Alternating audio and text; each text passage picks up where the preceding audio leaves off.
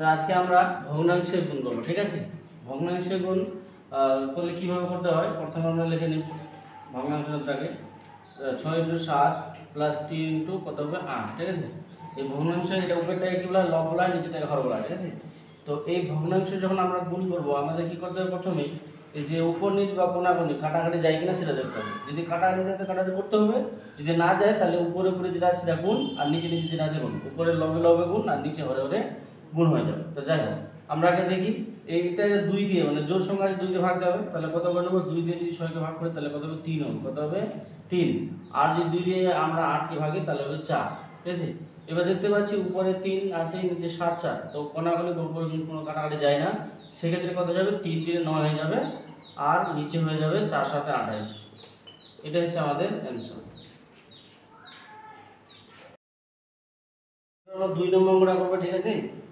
2 নম্বরটা কি আছে, এখানে আছে 18 × 1 × 2 × 10। তাহলে এই যে ভগ্নাংশটা আছে, যে মিশ্র ভগ্নাংশ আছে, এটাকে আমাদের প্রথমে প্রকৃত করতে হবে, ঠিক আছে। তো প্রকৃত করার নিয়ম হচ্ছে এই দুটা গুণ আর উপরেরটা যোগ, ঠিক আছে। তাহলে 18 দুগুণ কত হবে 36, 36 আর 1 37। তাহলে উপরে লিখলাম 37, নিচে আছে 2 ইন্টু কত হবে 10।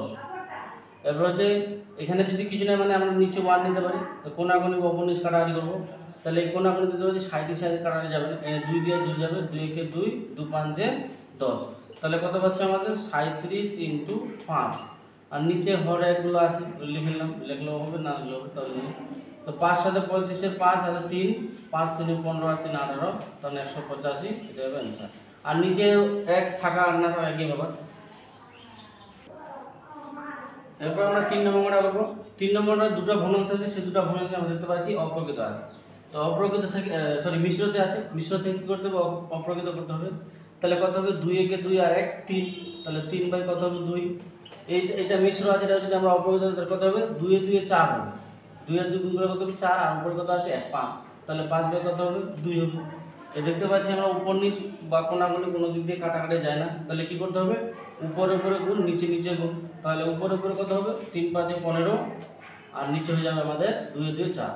এটা হবে আমাদের অ্যান্সার।